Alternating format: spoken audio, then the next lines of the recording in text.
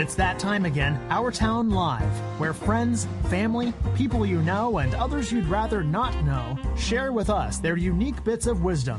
And now, here's Herb, your host, for another show. Today, we're meeting with Alan Hoffstadter, a registered blood bank technologist subspecializing in blood banking. He has supervised the Loyola University Medical Center Blood Bank, as well as the Fantus Blood Preservation Lab in Cook County Hospital. Some of his professional appointments have been Inspector for the American Association of Blood Banks, Inspector for the College of American Pathologists, a member with the Institutional Biosafety Committee in Rush University. He has been a sought-after lecturer at Hines Va Hospital, Loyola Hospital, and others. He has received awards from the Illinois Association of Blood Banks Chang Memorial Lectureship for outstanding contribution to patient care and education in transfusion medicine, and also outstanding contribution to resident education in Immunohematology and Blood Banking Department of Pathology at the Loyola University Medical Department of Pathology. Alan, tell us more. I'm certified as a registered medical technologist, and I have a subspecialty in blood banking. Basically, I'm what the public likes to call a lab tech, but there's a lot more to it than that particular title. Are you a senior vampire? It's usually the second or third statement out of anyone's mouth that I must be a vampire. Because, yes, indeed, I have been taught how to phlebotomize people, and yes, we test blood. Why should someone donate blood? Oh, my, I don't even know where to start, and I have done some donor recruitment in my time. So much of medicine was changed by the capacity to transfuse blood from one human to another. It was experimented with as early as the 1600s and actually only became successful in the early 1900s. But once it was codified and labs were developed and the concept of the blood bank became available, all of medicine changed. I don't think we could do much of the surgery we do today. I don't think we could treat our oncology patients today without the ability to take from one who's donating and give to someone who's in need. What are the benefits of being a blood donor? That's one of those sort of ephemeral things, because what it makes me feel like is that I'm being contributory to society, that I'm being selfless, that I'm trying to pay it forward. You donate blood anonymously, and it's transfused anonymously, so you don't always know to whom your blood products will go. But I know that almost all the donors I'm aware of are just simply people who want to give back to society. Can anyone donate blood? Well, that's also an interesting question. Not just anyone can donate blood. One of the problems with donation is that, you're looking at at a two-edged sword. You, as the donor, must be healthy enough so that if we draw blood from you, it won't compromise you in any way. And you, as the donor, must be healthy enough so that you don't compromise the person who's receiving your blood products. So we screen rather closely to ensure that both of those elements are covered. Has this current virus affected your part of the business, your profession, what you do? Have you seen effects on the blood banks because of this? Yes. Started working in transfusion therapy in 1967, and I have seen a number of critical blood shortages throughout the world. We blood bankers have this joke that says that there is always a critical shortage of blood at around Christmas time. That lasts until the middle of summer, and then the other critical shortages from summer till Christmas. Now, of course, it's not that case all the time, but in the fall and in the spring we do quite well, and in the winter and the summer we have difficulty getting blood. This is the worst I've ever seen, and most of it has to do with the fact that with everyone's social distancing, or what the military is a term for social distancing that's kind of odd, with everybody being away from one another, we don't have the ability to call donors in, to get donors. We do a lot of blood donation in high schools and colleges. They're closed. We send blood mobiles out to major corporations and do 2 or 3 days of blood draw at the location. We can't do that now because everyone is working from home. It's been dreadful. When I go to donate blood, what type of activity do I get? A test? How do they test me to make sure, other than me saying I'm fine? What do they do? Well, the donation process requires an interview, minor examination, and then the phlebotomy itself. For the interview, you will be asked probably upwards of 60 questions, which generally today is done by computer. You'll be able to sit in front of a computer and answer questions right on the screen. They all have to do with whether you are healthy enough to donate, depending upon where you've been in the world and who or what you've been in contact with. There is also the examination, which involves making certain that you don't have a fever, that your blood pressure is within normal limits, and that your pulse is good. And there'll be a small and rather quick finger stick to determine whether you have sufficient red blood cells to donate. Most of us have a superfluity of blood, and we can always afford a pint without any difficulty or compromise to our bodies. But we do want to check that. We don't want to take anybody who is borderline anemic. Leave the blood in the original vessel, we say.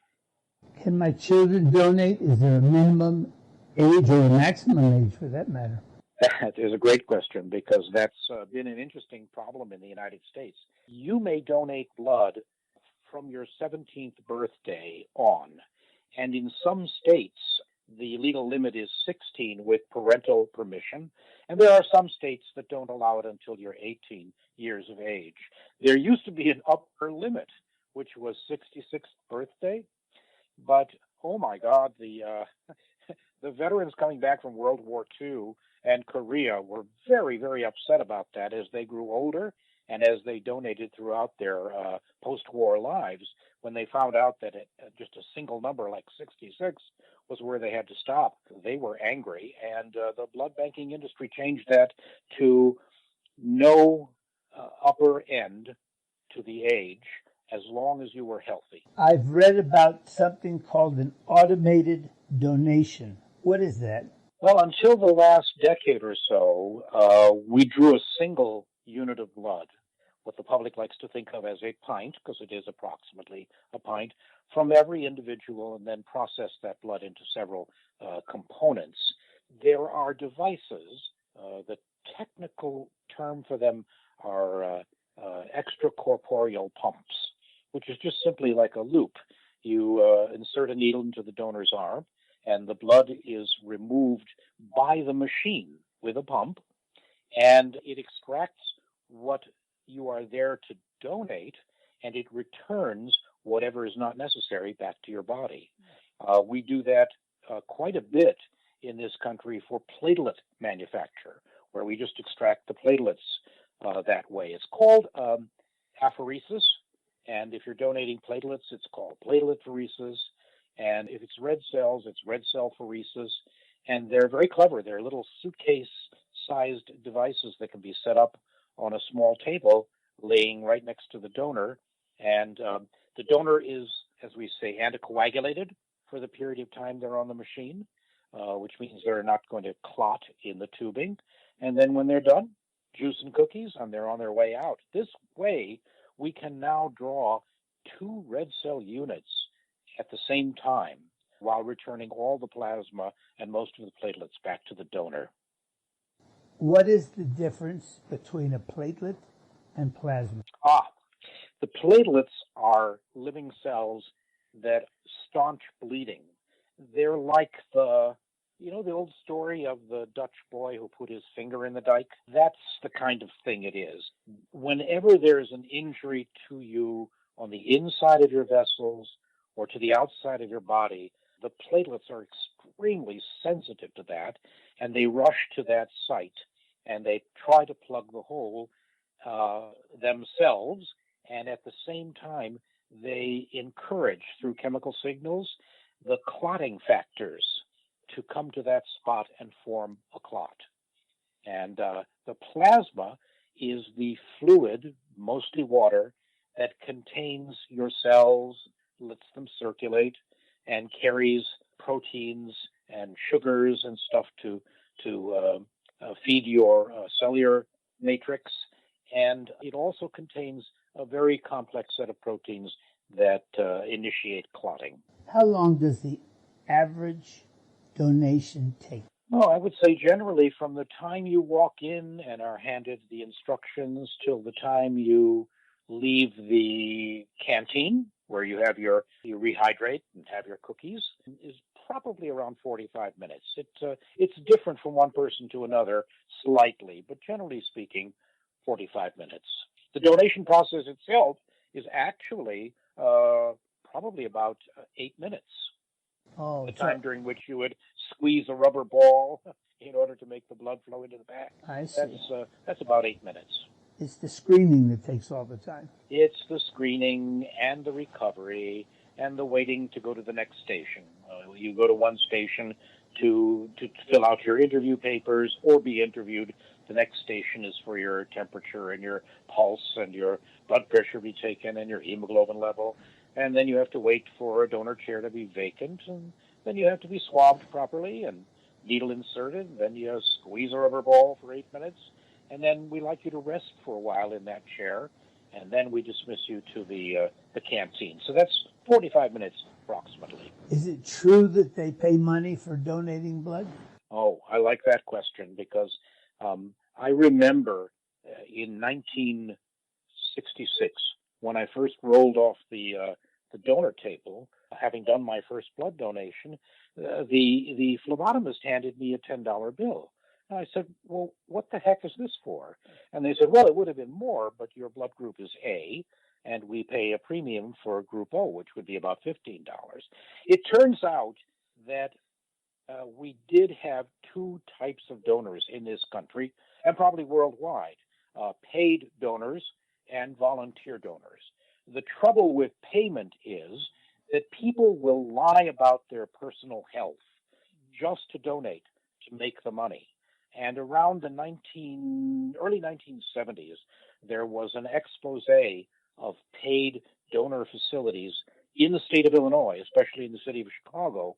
And when that newspaper expose came out, which indicated that the rates of hepatitis were extremely high in Illinois because of paid blood donation, the state actually created a law that would not permit the donation of blood via payment. Actually, it didn't wipe it out. It just said the units had to be labeled as to source.